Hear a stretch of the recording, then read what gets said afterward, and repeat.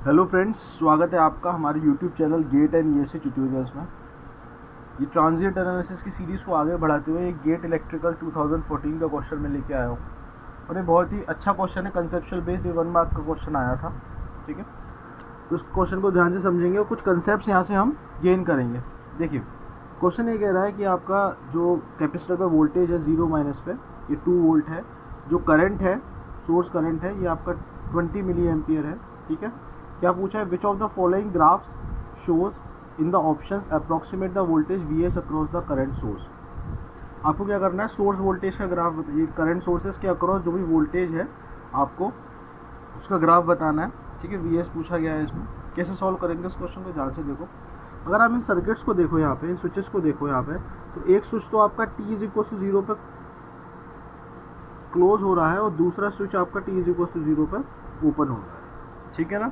अब मुझे इसमें t is equal to 0 minus में सर्किट बनाने की ज़रूरत नहीं है बेटा। क्यों नहीं है? क्योंकि मुझे पहले ही इनिशियल कंडीशंस दे रखी हैं, इसलिए मुझे इसकी कोई ज़रूरत नहीं है, ठीक है। तो लेट अस सपोज मैं बात करता हूँ t ग्रेटर देन 0 सर्किट की बात करूँ। अगर मैं t ग्रेटर देन 0 सर्किट की बात करूँ तो ये मेरा स्विच ओपन हो जाएगा, ठीक है। यानी मैं इसको लिख सकता हूँ प्लस माइनस वीएस दे रखा है, ये हो जाएगा आपका आईएस, ठीक है। ये कैपेसिटर वोल्टेज जो किसके इक्वल है? -2 वोल्ट के, और ये आपका 100 ओम।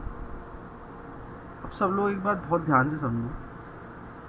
इसका मैं क्या करता हूँ, सबसे पहले आपको बताता हूँ टाइम कांस्टेंट देखते हैं ज़रा। इसका टाइम कांस्टेंट का फॉर्मूला होता है RTH/C, ठीक है।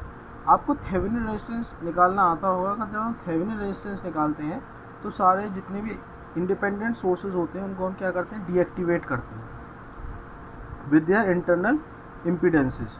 तो जब मैं करंट सोर्स को डीएक्टिवेट करूँगा तो उस केस में क्या करूँगा? करंट सोर्स मेरा ओपन सर्किट हो जाएगा, ठीक है। कैपेसिटर मेरा ऐसा ही रहेगा और ये रेजिस्टेंस रहेगा मेरा 100 ओम का। तो ओपन सर्किट का रेजिस्टेंस में क्या बोल सकता हूँ आपसे? इन्फिनिटी बोल सकता हूँ, ये C, ठीक है। यानी अगर मैं टाउ की इक्वल्स टू बात करूँ आपसे तो ये कितना हो जाएगा? ये हो जाएगा 100 प्लस इन्फिनिटी इंटू C, क्योंकि दोनों सीरीज में है। यानी टाउ इज इक्वल्स टू कितना हो जाएगा? इन्फिनिटी का। यानी इसका टाइम कांस्टेंट फाइनाइट नहीं है।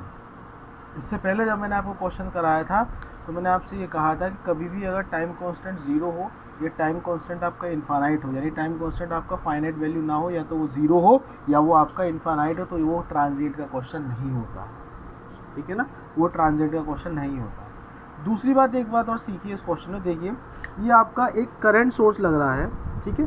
करंट सोर्स, इतना ही करंट आपका कहाँ जा रहा है? ये जो IC है, IS है, इतना ही करंट आपका जो कैपेसिटर में ही जा रहा होगा, ठीक है ना। जो कि मेरा कितना दे रखा है क्वेश्चन में? 20 मिली एम्पियर दे रखा है, ठीक है ना। अब मानिए ये रेजिस्टेंस ना होता, तो क्या फ़र्क पड़ जाता? कोई फ़र्क पड़ जाता क्या? अगर ये रेजिस्टेंस नहीं होता तो मैं सर्किट को कैसे बना सकता था? इस सर्किट को मैं ऐसे बना देता, ये वोल्टेज हो जाता मेरा, ये मेरा करंट सोर्स हो जाता, ठीक है। तो क्या ये रेजिस्टेंस होने से या रेजिस्टेंस ना होने से कोई फ़र्क पड़ता है कि नहीं? तो कभी भी अगर एक आइडियल करंट सोर्स के सीरीज़ में रेजिस्टेंस लगा रहता है तो उसका कोई यूज़ नहीं होता, नो यूज़, ठीक है ना।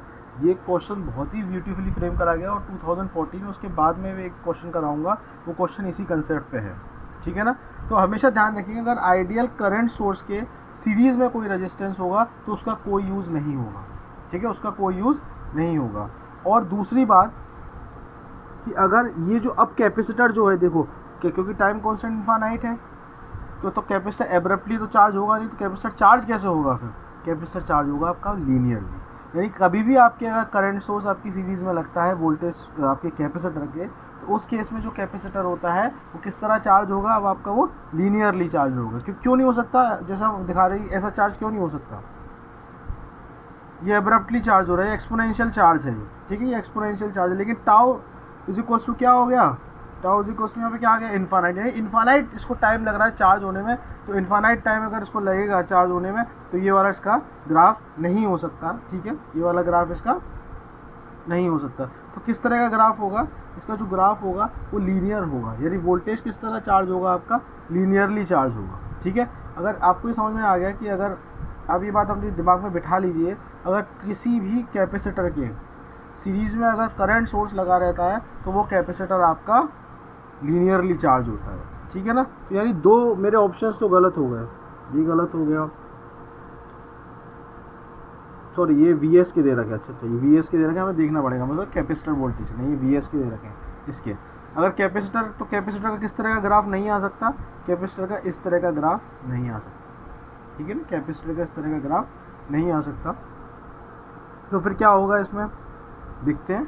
कैपेसिटर का हम क्या निकालते हैं, वोल्टेज निकालते हैं, ठीक है ना, कैपेसिटर का वोल्टेज निकालते हैं। तो आप सब जानते हो कैपेसिटर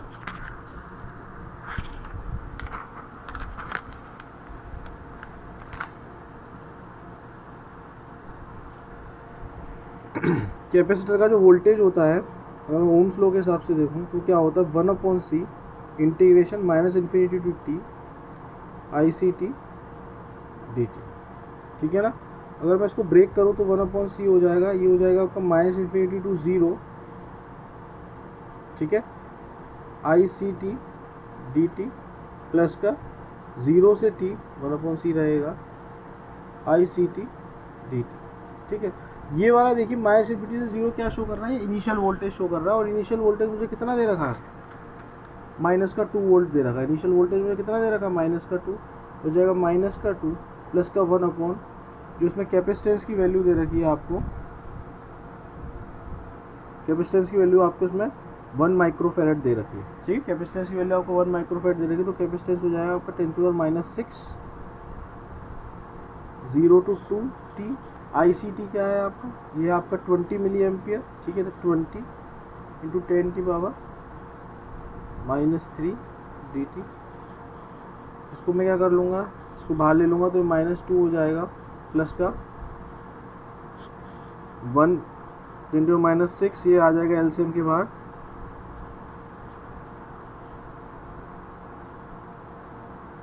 डी टी का इंटीग्रेशन टी होगा इसका 0 से 2 हो जाएगा, तो ये हो जाएगा आपका, ये ऊपर आएगा आपका, तो हो जाएगा माइनस का 2 प्लस का, इसको सॉल्व कर लेंगे आप तो 3 आ जाएगा ऊपर, ठीक है ना, +6 होगा, +6 -3 कितना होता है, +6 -3 हो जाएगा आपका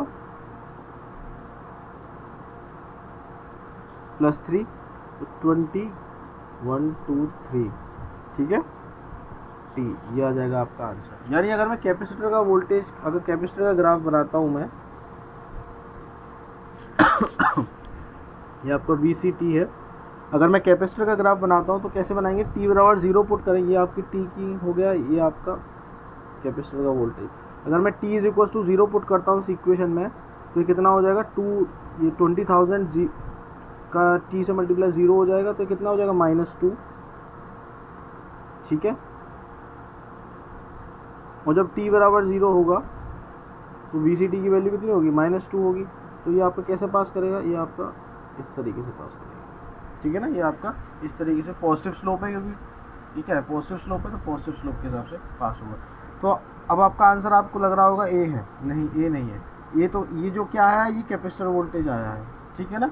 मुझसे क्या पूछा गया, सोर्स वोल्टेज पूछा गया, तो कुछ नहीं करना, सोर्स वोल्टेज निकालने के लिए मैं क्या करता हूँ, मैं केवीएल अप्लाई कर देता हूँ, ठीक है ना। तो हो जाएगा माइनस का वी एस प्लस का वी सी प्लस का 100 आई = 0, ठीक है। तो ये माइनस का वी एस प्लस का वी सी टी मैंने निकाल लिया, हो जाएगा आपका माइनस का 2 प्लस का 20,000 टी प्लस का 100। करंट की वैल्यू कितनी है, करंट की वैल्यू 20 मिली एम्पियर, 20 इंटू 10⁻³ = 0, ठीक है। जो हो जाएगा आपका वी एस को आप इधर वी एस को उस तरफ ले जाएंगे तो हो जाएगा आपका माइनस का 2 प्लस का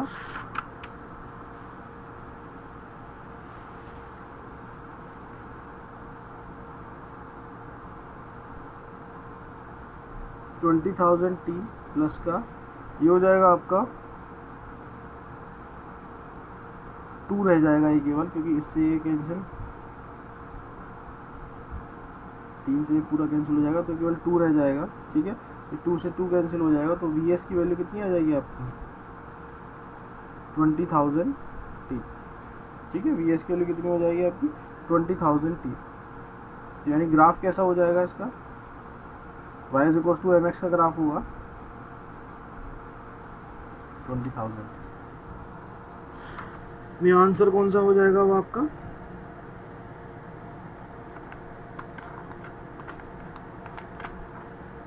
सी वाला।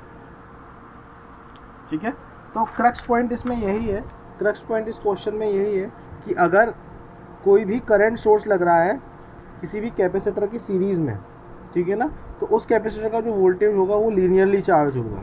क्यों होगा लीनियरली चार्ज, क्योंकि टाइम कांस्टेंट क्या हो जाएगा उस केस में, इन्फिनिटी हो जाएगा। ठीक है, टाइम कांस्टेंट क्या हो जाएगा, इन्फिनिटी हो जाएगा उस केस में, या जीरो हो जाएगा। तो दोनों ही केस में क्या होगा, वो लीनियरली चार्ज होगा आपको। ठीक है, थैंक यू। अगर आपको हमारी वीडियो पसंद आती है तो इनको लाइक कीजिए, सब्सक्राइब कीजिए।